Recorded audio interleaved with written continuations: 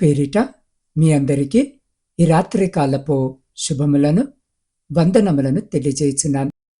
ప్రియులారా, పరిశుద్ధ లేఖన భాగమును మనము చదివినట్లయితే, దేనిని గూర్చియు చింతపడకుడి గాని ప్రతి విషయములోను ప్రార్థన విజ్ఞాపనముల చేత కృతజ్ఞతాపూర్వకముగా మీ విన్నపములు దేవునికి తెలియజేయుడి. ఫిలిప్పీలకు రాసిన పత్రిక 4వ అధ్యాయము 6వ వచనం. ప్రియులారా, వాక్య ధ్యానములోనికి వెళ్లే ముందు తలలు వంచి చిన్న ప్రార్థన చేసుకుందాం. మహాపరిశుద్ధుడవైన మా తండ్రి, సర్వశక్తిమంతుడవైన యేసయ్య, ఈ ప్రశాంతమైన రాత్రి వేళలో నీ పాదాల చెంతకు చేరుతున్నాం. ఈ రోజంతా మమ్మల్ని నీ రెక్కల చాటున కాపాడినందుకు నీకే స్తోత్రాలు. ప్రభువా, ఈ రాత్రి నీ వాక్యాన్ని వింటున్న ప్రతి బిడ్డను నీవు దర్శించము. పగలంతా పడిన కష్టాలు, మనసును వేధిస్తున్న చింతలు, రేపటిని గురించిన భయాలతో ఎవరైతే భారముగా ఉన్నారో వారందరికీ నీ వాక్యము ద్వారా నెమ్మదిని ప్రసాదించుము. వాక్యాన్ని అందించున్న నీ దాసుడనైన నన్ను నీ సిలువ చాటున మరుగుపరుచుకోండి. మీ చింత యావత్తు ఆయనపై వేయుడి అని సెలవిచ్చిన దేవా, ఈ రాత్రి మా భారమును దించి నీ శాంతితో మమ్మల్ని నింపమని, మా ప్రార్థనలను ఆలకించమని నజరేయుడైన యేసు క్రీస్తు నామములో అడిగి పొందుకొని ఉన్నాము తండ్రి, ఆమెన్. ప్రియ సహోదరి సహోదరులారా, ఈ రాత్రి చదవబడిన లేఖన భాగమును మనము పరిశీలన చేసినట్లయితే, ఈ రాత్రి జీవాక్యము వినిచిన మీరు దేని నిమిత్తము చింతించకుండా మీ యొక్క ప్రార్థన విన్నపములను దేవునికి తెలియజేయండి. ఆయన మీ విన్నపములకు తప్పకుండా జవాబు ఇస్తాడు. సాధారణముగా మనము జీవిస్తున్న ఈ లోకములో వివిధ రకాల కష్టాలను ఎదుర్కొంటున్నాం. అయినప్పటికీ అన్నింటికంటే ప్రాముఖ్యముగా దేవుని హస్తము మనతో కూడా ఉండుట మనము గమనించవలసిన ఒక కార్యము. అవును ప్రియులారా, ఆయన మన ప్రార్థన విన్నపములకు మరి కన్నీళ్లకు నిశ్చయముగా జవాబిస్తాడు. మన విన్నపములను వినడానికి మరియు మనకు జవాబివ్వడానికి ఆయన మన పక్షమున ఉన్నాడు. కాబట్టి ఈ రాత్రి మన హృదయంలో ఉన్న ప్రతి సందేహము, ఆందోళన మరియు అవిశ్వాసమును తొలగించుకొని ఆయన వైపు చూద్దాం. అందుకు పరిశుద్ధ లేఖన భాగము ఈ విధముగా వాగ్దానము చేసినది. కాబట్టి రేపటిని గూర్చి చింతపడకుడి, రేపటి దినము దాని సంగతులను గూర్చి చింతించును. ఏనాటి కీడు ఆనాటికి చాలును అన్న వచనము ప్రకారము, ప్రియులారా, ఈ రాత్రి మీరు దేనిని గురించి చింతించకండి. మీరు మీ హృదయపూర్వకముగా ప్రార్థన చేస్తే తప్పకుండా దేవుడు ఆలకిస్తాడు. మీకు కాదనకుండా సహాయము చేస్తాడు. మీ ఓటమిని మీకు విజయముగా మార్చి పక్షుల కంటే శ్రేష్టమైన మిమ్మును బహుగా ఆశీర్వదిస్తాడు. ప్రియ సహోదరి సహోదరులారా, ఒక చిన్న పక్షి సంతోషముగా మధురముగా కుహు కుహు అని పాడుతున్నది. మీకు తెలుసా? ఆ పక్షి పాట పాడే సమయంలో చుట్టూ భయానక వాతావరణము కమ్ముకొని ఉన్నది. కారణము బీభత్సమైన తుఫాను, హోరు గాలితో ప్రకృతి విలయ తాండవము చేస్తున్నది. ప్రజలు ఇక్కడకు అక్కడకు ఆశ్రయము కోసము పరుగులు పెడుతున్నారు. అంత భయానక పరిస్థితిలో కూడా ఆ పక్షి ఎంతో నెమ్మదిగా, ప్రశాంతముగా, మధురంగా పాట పాడుచున్నది. కారణము ఏమిటో తెలుసా? అది ఒక బండరాయిని ఆసరాగా చేసుకొని దాని రంధ్రములో కూర్చొని నెమ్మదిగా ఉన్నది. ప్రకృతి విలయ తాండవానికి అది బెదరడము లేదు. భయము లేకుండా నిర్భయముగా ఉన్నదా పక్షి. ప్రియ సహోదరి సహోదరుడా, ఆకాశ పక్షులను చూడుడి. అవి విత్తవు, కోయవు, కొట్లలో కూర్చుకొనవు. అయినను మీ పరలోకపు తండ్రి వాటిని పోషించున్నాడు. మీరు వాటికంటే బహుశ్రేష్ఠులు కారా? గనుక మీరు భయపడకుడి. మీరు అనేకమైన పిచ్చుకల కంటే శ్రేష్ఠులు అన్న ఈ వచనముల ప్రకారము, ప్రియ సహోదరి సహోదరుడా, దేవుడు మిమ్మల్ని మరియు మీ కుటుంబాన్ని జాగ్రత్తగా పరామర్శిస్తాడు. ప్రియ సహోదరి సహోదరుడా, అటువంటి భయానక సమయములలో కూడా ఆ చిన్న పక్షి ఎంతో సంతోషముగా ఉన్నదంటే కారణం ఆ పక్షి దేవుని ఆశ్రయముగా కొని ఉండెను. ఆ విధముగానే ఈ రాత్రి ఈ వాక్యము వినుచున్న మీరు కూడా ప్రభువును ఆశ్రయించి ఆయన యందు విశ్వాసముంచినట్లయితే అలాగే నిశ్చింతంగా ఉండగలరు. ఆయన మీకు ఆశ్రయముగా ఉంటాడు గనుకనే ఆయన మిమ్మల్ని మరువడు, విడువడు. ఈ మర్మాన్ని మీరెరగకుండా మీ అంతట మీరే ఎందుకు ఆందోళనకు గురై అశాంతితో కొట్టుమిట్టాడుతూ ఉంటారు. ప్రియ సహోదరి, సహోదరుడా, పరిశుద్ధ లేఖన భాగమును మనము గమనించినట్లయితే నా స్తుతికి కారణభూతుడవగు దేవా అని దావీదు రాజు తను రాసిన 109వ సంకీర్తనను ప్రారంభించాడు. దాని తరువాత ఆయన ప్రార్థన ఈ విధముగా చేస్తాడు. ప్రభువా, నీ నామమును బట్టి నాకు సహాయము చేయుము. నీ కృప ఉన్నతమైనది గనక నన్ను విడిపింపుము అన్న వచనము ప్రకారము ప్రియులారా, దావీదుకు ఒక అలవాటు ఉంది. ఏమిటి అనంటే యుద్ధానికి వెళ్లే ముందు తన జీవితములో ప్రార్థన చేసుకుని వెళ్ళేవాడు. ఏ కష్టము వచ్చినా ఆయన ప్రార్థనే చేసుకునేవాడు. అందుకే ఆయన రాజుగా కొనసాగింపబడ్డాడు. ముగింపు వరకు మన జీవితంలో మన బాధ్యతలను దేవుడు మనకిచ్చిన ప్రతి విషయాన్ని మనం ఆయన చిత్తములో ముగించాలి అనంటే ప్రార్థనే మనకు ఆధారము. అవును ప్రియ సహోదరి, సహోదరుడా, ప్రార్థనలో అసాధ్యమైనది ఏది కూడా లేదు. అన్నీ సాధ్యమే. ఏలియా ప్రార్థించాడు, వర్షం ఆగిపోయింది. ఏలియా మరలా ప్రార్థన చేసినప్పుడు వర్షము రావడము జరిగింది. మన జీవితాల్లో కూడా ఇప్పటి వరకు లేనివి, ఇప్పటి వరకు జరగనివి మన జీవితంలో కావాలి, రావాలి, జరగాలి అని అంటే మన ప్రార్థన చాలా ముఖ్యము.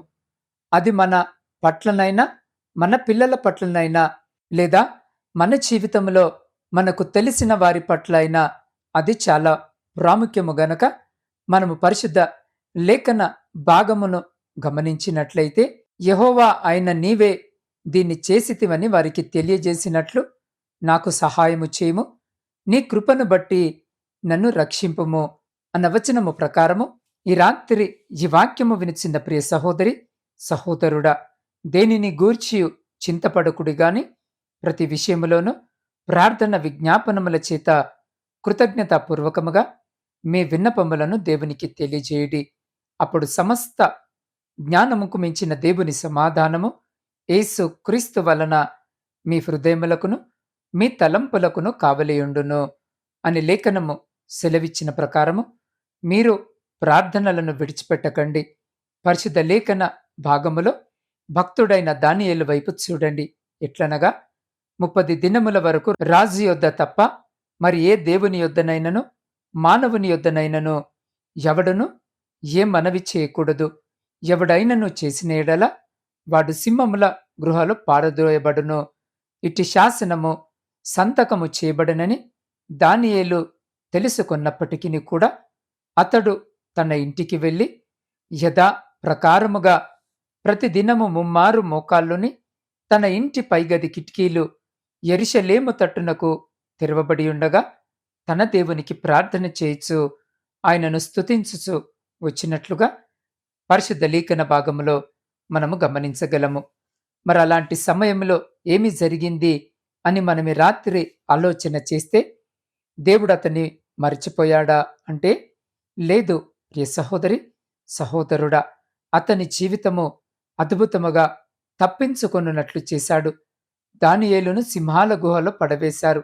ఆయనను రాజు వచ్చి చూసినప్పుడు దానియేలు దేవుని దృష్టికి నిర్దోషిగా కనబడినందున ఆయన తన దూతను నంపించి సింహములు అతనికి ఏ హానియు చేయకుండా వాటి నోళ్లను మోయించాడు. చూడండి, ఎంత గొప్ప అద్భుతమైన దేవుడు ఈ రాత్రి ఈ వాక్యము వినిచిన మన పక్షమున ఉన్నాడు. కాబట్టి ధైర్యముగా, దృఢముగా ఉండండి. మీ ప్రతి ప్రార్థనలకు దేవుడు తప్పకుండా జవాబిస్తాడు. ప్రియ సహోదరి, సహోదరులారా, ఈ రాత్రి మీరు చేయవలసిందల్లా యెహోవా యందు నమ్మిక ఎంచువాడు సురక్షితముగా నుండును అనే వాక్యము సెలవిచ్చిన ప్రకారము ఈ రాత్రి ఈ వాక్యము వినిచిన్న మీరు దేవుని యందు దానియేలు మరి పక్షి వలె నమ్మకముంచి ఆయనను ఆశ్రయించండి. దేనిని గూర్చి చింతపడకుడి గాని ప్రతి విషయంలోనూ ప్రార్థన విజ్ఞాపనముల చేత కృతజ్ఞతాపూర్వకముగా మీ విన్నపములను దేవునికి తెలియజేసినట్లయితే అప్పుడు సమస్త జ్ఞానముకు మించిన దేవుని సమాధానము యేసు క్రీస్తు వలన మీ హృదయములకును మీ తలంపులకును కావలియుండి మిమ్మల్ని సురక్షితముగా కాపాడి సంరక్షిస్తాడు. అట్టి రీతిగా విశ్వాసము కలిగిన జీవితము జీవించుటకటు ఈ రాత్రి కళ్ళు మూసుకొని కొన్ని నిమిషాలు దేవుని పాద సన్నిధిలో స్తుతి గీతాలాపన చేసేవారిగా మనముందాం. మన హృదయ భారాన్నంతా ఆయన పాదాల చెంత పెట్టి మన కలువరాలను, మన కష్టాలను, మన కన్నీటిని ఆయన పాద సన్నిధిలో పెట్టి కొన్ని నిమిషాలు ఆయనతో ఏకీభవిద్దాం. చింత ఎందుకు, యేసు ఉన్నాడు. భయం ఎందుకు, నాతో ఉన్నాడు. నా భారమంతా ఆయన చేతుల్లో, ప్రార్థనలోనే నాకు శాంతి. చింత ఎందుకు, యేసు ఉన్నాడు. నా జీవితం ఆయనదే. కృతజ్ఞతతో చెప్పుకుంటాను నా ప్రతి అవసరం దేవునికే.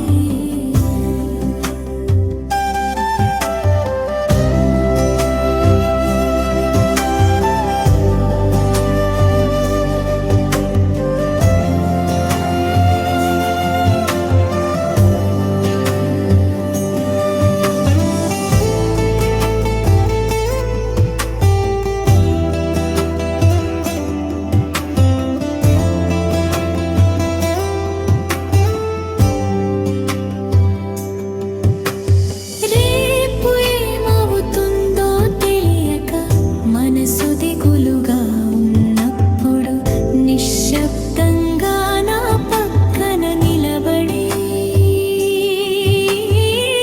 భయపడకు అంటాడు యేసు. నా కన్నీళ్ళు ఆయన చూస్తాడు. నా బాధ అంతా ఆయనకు తెలుసు. నన్ను ఒంటరిగా వదలడు, చేతి పట్టుకుని నడిపిస్తాడు.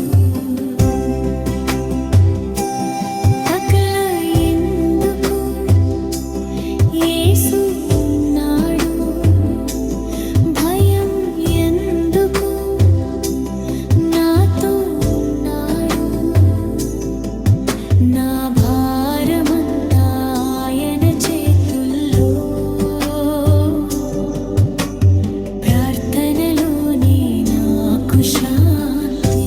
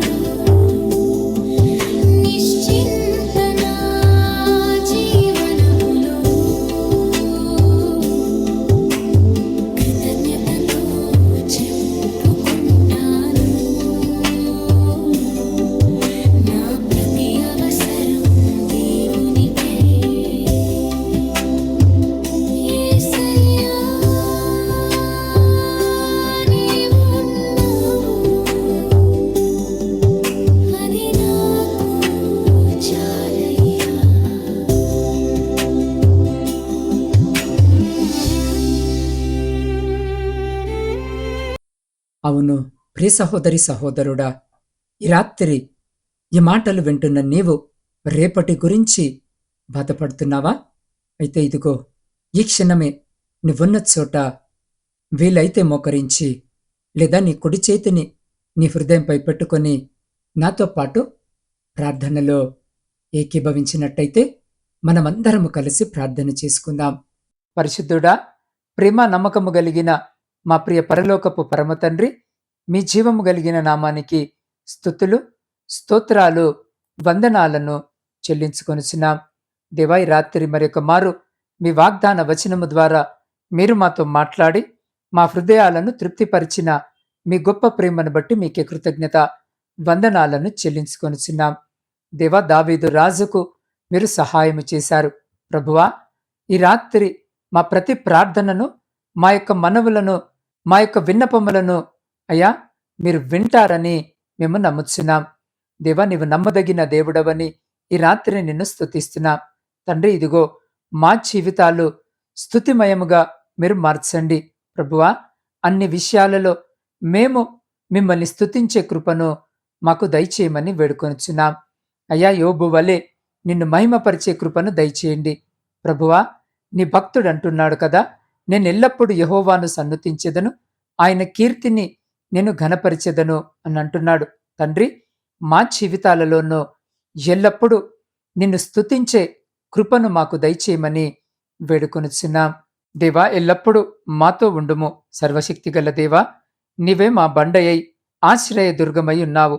కనుకనే ఈ రాత్రి మేము దేనిని గూర్చి ఆందోళన చెందకుండా మాకు నెమ్మదిని ప్రసాదించుము. అయ్యా, మేము నీ సన్నిధిలో మెలకువగా ఉండి నీకు ప్రార్థించుటకు మాకు నేర్పము. అయ్యా, మేము అనేక సమస్యల్లో ఉన్నప్పుడు, నిరాశలను మరి ఓటమిని ఎదుర్కొనుచున్నప్పుడు నీ బలమైన శక్తితో మమ్మల్ని నింపి మాకు అధిక బలమును దయచేయము. ప్రభువా, ఎల్లప్పుడూ మా నోట నీ స్తుతులను ఉంచుము. మాకు దయతో సహాయము చేసి మా దీన పరిస్థితిని మీ నామమున పరిపూర్ణముగా మార్చివేయము. అయ్యా, మా చింత యావత్తు నీపై వేయుటకు మాకు నేర్పించుము. విశ్వాసములో ఎదుగుటకు శక్తిని అనుగ్రహించుము. ఎటువంటి సమయంలోనూ మమ్మను విడువవని మేము విశ్వసించున్నాం. నీకు సమీపముగా ఉండుటకు, నీలో ఎదుగుటకు మాకట్టి కృపను దయచేయమని నీ పాద సన్నిధిలో వేడుకొనుచున్నాం. దేవా, ఈ రాత్రికాల సమయములో ప్రయాణాలు చేస్తున్న ప్రతి బిడ్డ ప్రయాణమును మీరు జ్ఞాపకము చేసుకొని క్షేమకరమైన ప్రయాణము దయచేయమని వేడుకొనుచున్నాం. దేవ, శారీరక మానసిక బలహీనతలతో ఇబ్బందులను ఎదుర్కొంటున్న ప్రతి బిడ్డను ఈ రాత్రి మీరు దర్శించి మీ గాయపడ్డ హస్తము ద్వారా బిడ్డలను ముట్టి బిడ్డలకు సంపూర్ణ స్వస్థతను, మంచి ఆరోగ్యమును దయచేయమని వేడుకొనుచున్నాం. ఆ బిడ్డలకు వైద్య పరిచర్య చేస్తున్న ప్రతి బిడ్డను, వారి కుటుంబాలను కూడా మీరు జ్ఞాపకము చేసుకోమని వేడుకొనుచున్నాం. దేవ, వ్యవసాయదారుల కొరకు ప్రార్థిస్తున్నాం. బిడ్డలు వ్యవసాయ పనులు చేసుకొనుచుండగా కావలసిన సహాయము దయచేసి వారి సమస్తమును మీ కృపలో భద్రపరచండి. అయ్యా, ఉద్యోగాలు లేక కన్నీటితో ఈ రాత్రి మీ వైపు చూస్తున్న ప్రతి బిడ్డకు ఉద్యోగము దయచేసి వారందరూ వారి జీవితాలలో స్థిరపడులాగున ఆశీర్వదించమని వేడుకొనుచున్నాం. దేవ, విద్యార్థుల కొరకు ప్రార్థిస్తున్నాం. బిడ్డలు విద్యను అభ్యసించుండగా కావలసిన మంచి ఆరోగ్యమును, జ్ఞానమును, జ్ఞాపక శక్తిని దయచేసి బిడ్డలు పరీక్షల కొరకు సిద్ధపడుచుండగా కుడికి గాని ఎడుమకు గాని తొట్టిల్లకుండా మీ కృపలో భద్రపరచమని వేడుకొనుచున్నాం. దేవా, గర్భఫలములు లేక కన్నీటితో ఈ రాత్రి మీ వైపు చూస్తున్న ప్రతి గర్భాన్ని ముట్టి బిడ్డలకు గర్భఫలము దయచేయమని వేడుకొనుచున్నాం. ఆర్థిక సమస్యలు, అప్పుల భారముతో నలిగిన స్థితిలో మీ వైపు చూస్తున్న ప్రతి బిడ్డ జీవితంలో నుండి ప్రతి ఆర్థిక భారమును కొట్టివేయమని వేడుకొనుచున్నాం.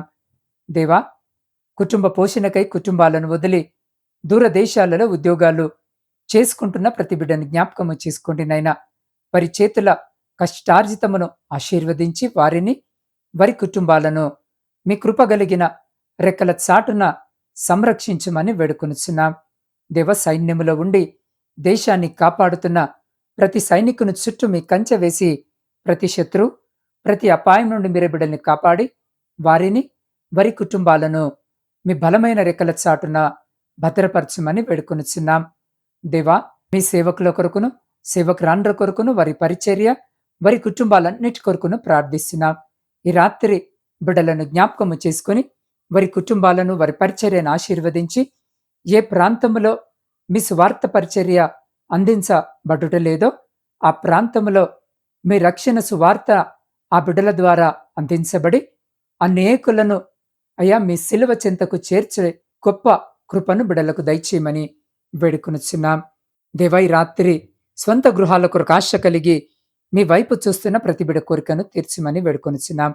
వృద్ధుల కొరకును, వితంతుల కొరకును, శ్రమలను అనుభవించిన ప్రతి బిడ్డ కొరకు ప్రార్థిస్తున్నాం. అయా, ఈ రాత్రి బిడ్డలను జ్ఞాపకము చేసుకోమని వేడుకొనుచున్నాం.